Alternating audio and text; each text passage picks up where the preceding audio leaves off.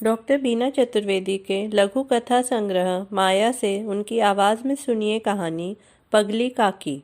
इसमें मंजुला के बच्चा नहीं होने के कारण उसकी सास और पति ने उसे घर से निकाल दिया था। परिस्थितियों की ऐसी मार पड़ी कि गांव वालों ने उसे पगली काकी की उपाधि दे डाली थी। सुनिए कहानी पगली काकी। मंजुला की सास का कहना था कि उसकी शादी को 4 वर्ष हो चुके थे, मगर वह अपनी सास को दादी बनने का सुख नहीं दे सकी थी। गांव के अन्य घरों की बहुएं जो कि इसके बाद में आई थीं, सब ने अपने अपने घरों को किलकारियों से भर दिया था। अब सास चाह रही थी कि मंजुला से पीछा छुड़ाकर वह अपने बेटे राहुल का दूसरा विवाह कर दे, जबकि मंजुला किसी भी तरह से हटने के लिए तैयार नहीं हो रही थी। एक दिन मंजुला की सास ने अपने बेटे राहुल से कहा कि बहुत समय से बहू कहीं गई नहीं है, वह उसे कहीं घुमाने ले जाए। सास की बात सुनकर मंजुला को बहुत आश्चर्य हो रहा था, साथ ही उसे शंका भी हो रही थी। राहुल मंजुला को पास के शहर में मेला घुमाने के लिए ले गया। दिन भर वह दोनों घूमते रहे। शाम होने पर राहुल ने मंजुला से कहा कि आज रात को हम यहीं पर रुकेंगे, कल मंदिरों के दर्शन करेंगे। राहुल ने मंजुला से कहा कि यहाँ भीड़ भाड़ बहुत है, चोर उचक्कों का भी डर है। ऐसा करो कि अपने सोने के गहने उतार कर मुझे दे दो, वह संभाल कर बैग में रख लेगा। मंजुला ने ऐसा ही किया। राहुल यह कहकर चला गया कि होटल या धर्मशाला में कमरे की व्यवस्था करके वह आ जाएगा, तुम यहीं बैठी रहना। घंटों इंतजार के बाद भी राहुल नहीं आया। राहुल गांव वापस चला गया और वहां पहुंचकर उसने बताया कि शायद शहर की चकाचौंध ने मंजुला को भ्रमित कर दिया था। वह बदचलनी किसी के साथ रफू चक्कर हो गई थी।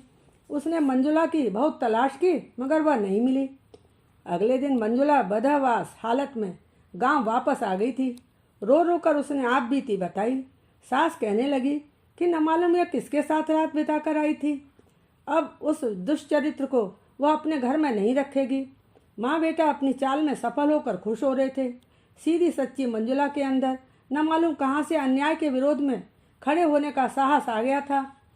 पूरी रात उसने घर के बाहर गली में कुत्तों के बीच बैठकर व्यतीत की थी, मगर उसकी सहायता के लिए कोई नहीं आया था। आनंद फानंद में राहुल का दूसरा विवाह हो गया।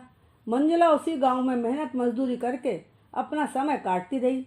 उसके पिता कई बार उसे लेने आए, मगर वह उनके साथ नहीं गई। गांव में एक पीपल के पेड़ के नीचे वह अपनी जिंदगी असहाय हाल में गुजार रही थी। इतने पर भी राहुल को संतोष न था। एक शाम राहुल उससे आकर पूछने लगा, किसी यार का इंतजार कर रही हो क्या? मंजुला ने चीखते हुए जवाब दिया, खबरदार, जुबान संभाल कर बात करो। यह सब पूछने वाले तुम कौन होते हो? मंजुला का जवाब सुनकर राहुल स्तब्ध रह गया। अगले ही क्षण खुद पर काबू करते हुए कहने लगा, जीते जी मैं अपने घर परिवार की बदनामी नहीं होने दूंगा, इस बात को तुम समझ लेना। मंजुला ने चीखते हुए कहा, मैं कहती हूँ बिल्कुल चुप रहो। बदनामी की फिक्र तुम्हें कब से होने लगी? गिद्धों के बीच जब मुझे अकेला छोड़कर आए थे तब नहीं थी तुम्हारी बदनामी। दूसरों के घरों में काम करके मैं अपना पेट पाल रही हूँ, तब नहीं हो रही तुम्हारी बदनामी। तुम कौन होते हो मुझसे प्रश्न करने वाले? छोड़ चुके हो मुझे, दूसरी शादी कर ली, किस रिश्ते से अधिकार जमा रहे हो? मंजुला क्रोध से कांप रही थी। राहुल का चेहरा अपमान से झुक गया था।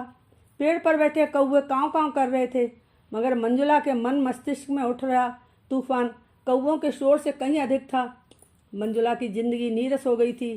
साज श्रृंगार से उसने नाता तोड़ लिया था। कई कई दिनों तक वह अपने बालों में कंघी तक नहीं करती थी।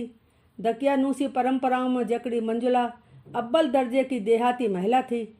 परिस्थितियों की मारी मंजुला को गांव वालों ने पगली की उपाधि से विभूषित कर दिया था। अब वह बड़ी उम्र के लोगों के लिए सिर्फ पगली और छोटों के लिए पगली काकी थी।